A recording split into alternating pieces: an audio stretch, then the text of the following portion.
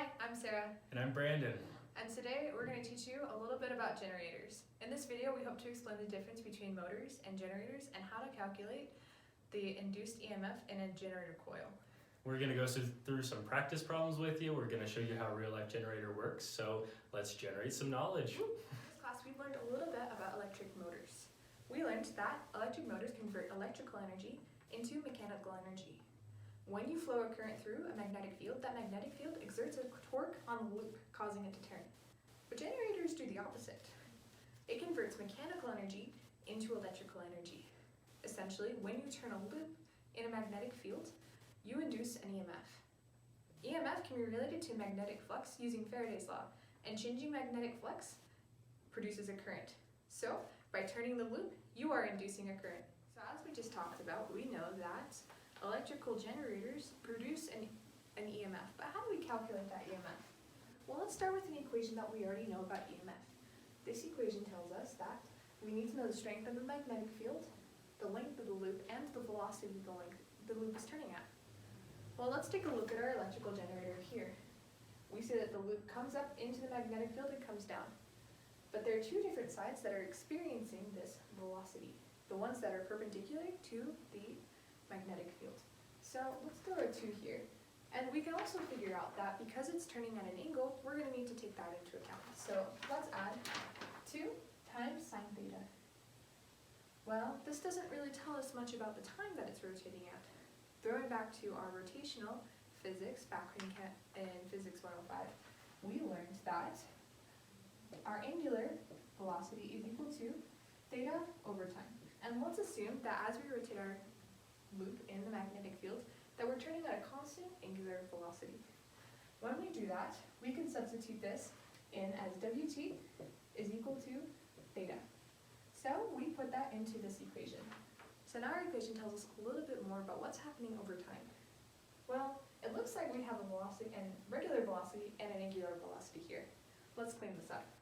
We know that our velocity is equal to our radius times our angular velocity. So let's throw that in here. Now we have everything in terms of W. Well, let's think about our R. Do we really care about it at this price? Well, let's put it in terms of our value here, D. We know that our R is just equal to D over 2. So let's write that here. D over 2. When we substitute that in, we kind of get a little bit of a messy equation. Let's see if we can simplify it here. Well, our D times our L is just equal to area. So, if we substitute that value in, and note that the 2's here, from the 2 and the 1/2 cancel out, we end up with this equation. Our induced EMF is equal to N, which is the number of coils, which is important to think about. Our area times our magnetic field, times angular velocity, times the sine of our angular velocity times time. Not so scary if you know all the parts that go into it. Another way of writing this is equal to EMF is equal to the initial EMF, or the peak EMF, times the sine of angular velocity times time, when the EMF naught is equal to NABW, and that represents the peak EMF. Alright, so now we are going to work through a problem that you might see on a midterm or a homework assignment regarding generators. So we are going to calculate the peak voltage of a generator that rotates its 200 turn, 0.1 meter diameter coil at 3,600 RPMs, or rotations, revolutions per minute, in a 0.800 T field. Okay, so let's break this down. We have our equation up top, so let's see what we're solving for. We don't know the EMF, so that's what we're solving for. We've got 200 turns in our coil. Our area, they give us the diameter, so we know a coil is a circle. So pi r squared is going to be our area. So pi, and then we are going to take 1/2 of 1 and square that to get our area. Our magnetic field is going to be 0.8 T. And then because we are calculating peak voltage, our sine of angular velocity and time is just going to be 1. And then they give us something weird for our angular velocity. They give us rotations per minute. 3,600.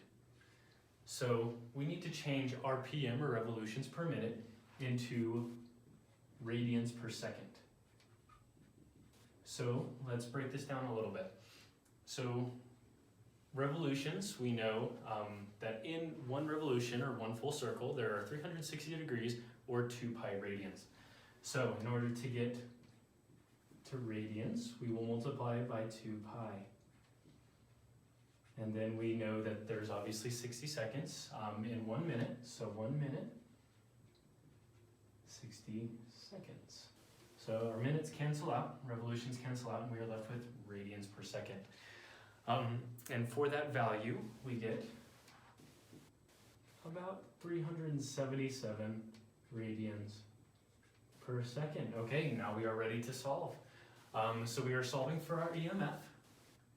So we will say EMF is equal to N, or 200, times our area, which is pi, with our diameter divided by 2, squared, multiplied by our magnetic field, and then multiplied by our radian per second. And then once we solve that, we find that EMF is equal to about 473 volts. All right, so now we're going to work a second question that deals with generators, obviously, but in a little bit different of a way. So at what angular velocity in RPMs will the peak voltage of a generator be 480 volts if its 500 turn, 8 centimeter coil rotates in a 0.250 T or magnetic field? Okay, so once again, our equation, we're going to break it down. So this time we are given the EMF. We know that it is 480 volts. We have 500 turns in our coil. And once again, coil, we know it's a circle. So our area, we were given our diameter. So we will have pi, changing centimeters into meters, 0.08 meters divided by 2 to get the radius, and we'll square that, so pi r squared. We are given our magnetic field, strength of 0.250 T, and we know that we're looking for peak voltage, so our sign of angular velocity in time is 1. So we are looking for our angular velocity here. So let's rearrange this equation a little bit. What we can get is that angular velocity is equal to the EMF divided by NAB. And normally we would put the sign of WT, or angular velocity in time, but we know that it's 1, so we can leave it out here. Solving this and plugging it in, we get 480 divided by 500 times our area, which is pi, and then our diameter divided by 2 squared, multiplied by our strength of the magnetic field. What angular velocity ends up being is 7.6, it's a big number, so 763.94, but we know that this is in radians per second. And we want to get RPM. So we talked about this a little bit last time. I'm going to erase to create room. 764 radians per second was our angular velocity.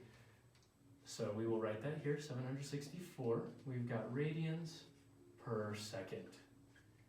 So to change this into rotations per minute, we know that in one rotation there are 2 pi radians, so 2 pi radians is 1 revolution.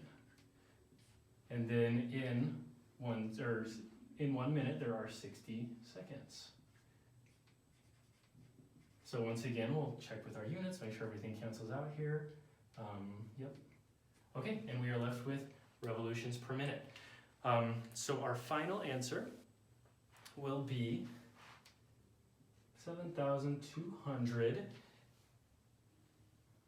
72,951 RPMs. Here we have an image of a generator. We will first notice that it is by mechanical means that the coil is being rotated. So as Sarah taught, that a generator converts mechanical energy into electrical energy.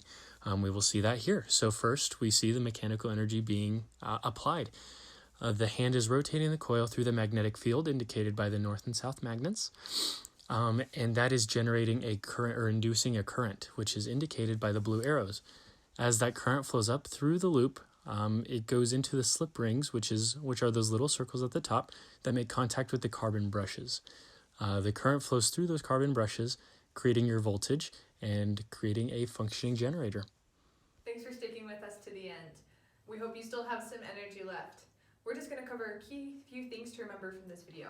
Remember that generators convert mechanical energy into electrical energy, and that you can use the equation EMF is equal to NABW times the sine of W times T to determine the EMF induced by a generator. Awesome, and in those practice problems, we also discussed that angular velocity is in radians per second in this equation. But we discussed how to change RPMs, revolutions per minute, into radians per second using the equation 2 pi over 60. So great job, guys. Hopefully you do well on those exams and generate some high scores.